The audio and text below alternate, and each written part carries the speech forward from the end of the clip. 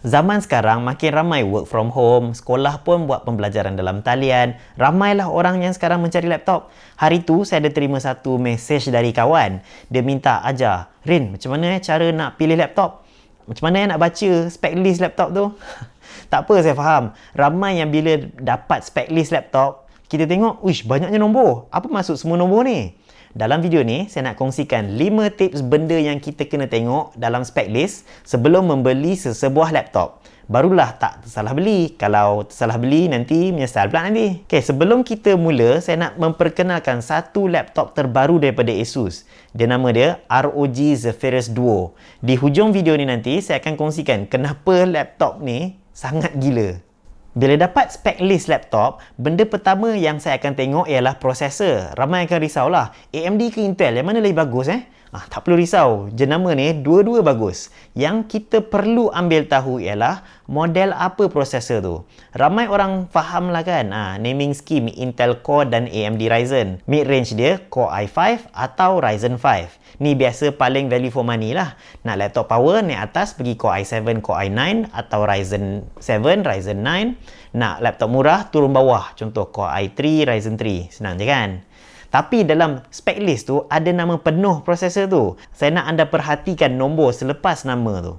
Contoh, untuk Intel, selepas nama Core i7 tu, kalau kita nampak nombor 11, itu petanda laptop tu model tahun 2021. Latest. Kalau nombor 10, itu model tahun lepas. Kalau AMD pula, selepas nama Ryzen 9, nombor depan sekali tu, kalau kita nampak 5, itu model tahun 2021. Latest. Kalau nombor 4, itu model tahun lepas. Apa beza dia? Harga dan performance.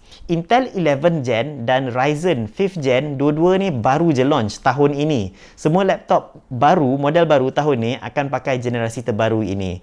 Jadi kepada yang nak performance, carilah latest generation. Satu tip kepada siapa yang nak jimat duit sikit, bolehlah cari generation tahun lepas. Okey je. Masih power lagi. Cuma kita tak dapatlah the latest and the greatest. Benda kedua yang saya akan tengok ialah GPU. Dalam spec list tu ada sebut tak Nvidia RTX ... Nvidia GTX ... AMD RX ... Ini semua nama dedicated graphics processor atau GPU. Laptop yang ada dedicated GPU ni biasanya laptop high performance atau ada orang panggil gaming. Laptop ni lagi sesuai untuk kerja berat macam gaming ataupun video editing. Tapi biasanya laptop high performance ni biasanya besar dan berat.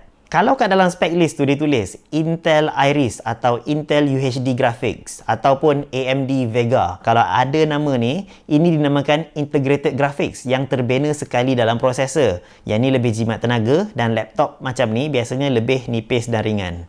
Ada juga laptop nipis dan ringan tapi masih ada low powered dedicated GPU. Contohnya kalau kita dalam spec list tu kita nampak ditulis Nvidia MX ... Walaupun tak sepower GTX atau RTX, dia masih cukup power untuk kebanyakan benda yang kita nak buat.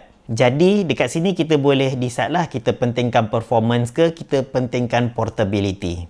Okey, RAM ni penting. Kalau kurang, slow nanti. Secara idealnya, laptop Windows minimum RAM dia 8GB.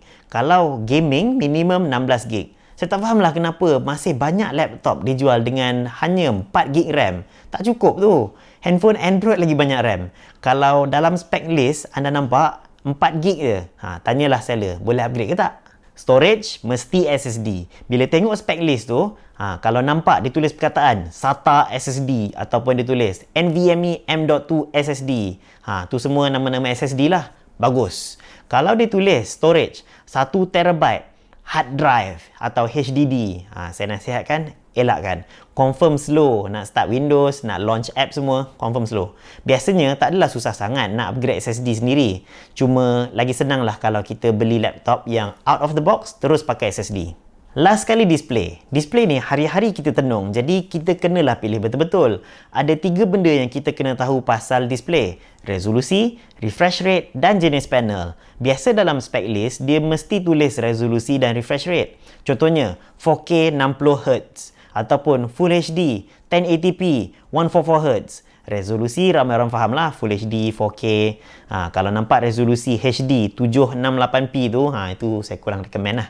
Kalau bajet membenarkan, cari Full HD 1080p. Pasal hertz tu pula, lagi tinggi hertz, lagi smooth motion display tu. Untuk gamer, saya sangat recommend cari display hertz tinggi. Best. Tapi untuk laptop buat kerja, menaik web browsing, tak perlulah hertz tinggi. Tak ada hal pun. Okey, pasal jenis panel pula ni payah sikit. Kebanyakan laptop sekarang guna IPS atau VA panel yang color dia lawa. Tapi ada laptop low end yang masih guna TN panel. Yang tu color buruk. Jaranglah spec list bagi tahu jenis panel apa dia pakai. Di sini sangatlah membantu kalau kita boleh pergi tengok display unit laptop ni dekat kedai. Cuba pusingkan laptop ni.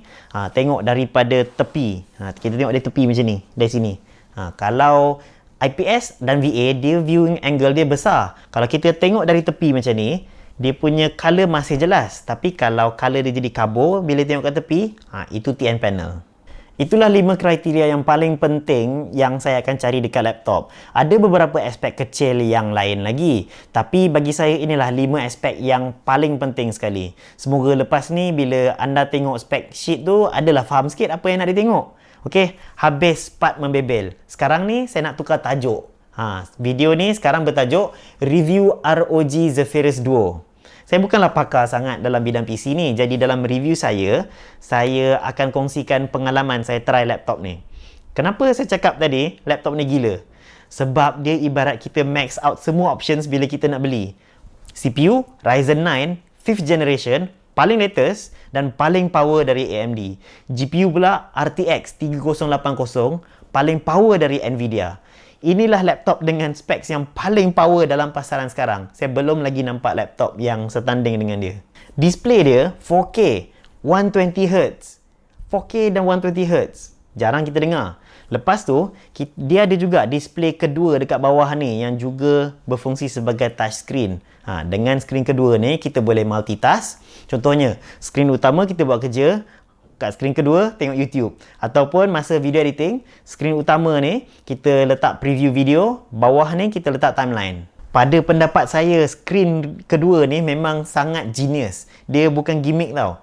Skrin kedua ni memang cara yang sangat bijak untuk tambah skrin real estate dekat laptop. Kalau kita bandingkan dengan laptop jenama buah punya touch bar tu kan, yang tu kalah.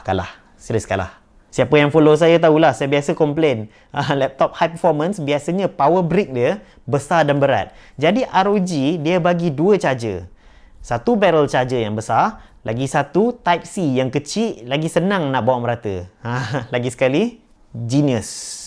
Ramai mesti nak tahu harga ROG Zephyrus Duo ni kan? Bukan setakat bangsawan, ni kayangan. RM20,000 Malaysia.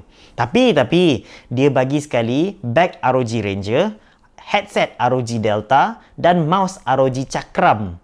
Semua aksesori dia mahal-mahal dia bagi. Jadi kepada yang selalu duk PM saya tanya, Rin, apakah laptop yang terbaik sekali? Hang patut tanya terbaik dia harga berapa. Jadi nak terbaik sekali, inilah jawapan dia, ROG Zephyrus Duo. Untuk lebih banyak info mengenai laptop ini, jemput klik ke website Asus Malaysia ROG yang saya sertakan di bahagian caption video atau di ruangan komen. Saya Ray Mansur. Kalau video ini bermanfaat, tolong share bagi kawan tengok. Jangan lupa follow saya di Facebook, Instagram dan YouTube. Jumpa lagi dalam video seterusnya. Bye-bye.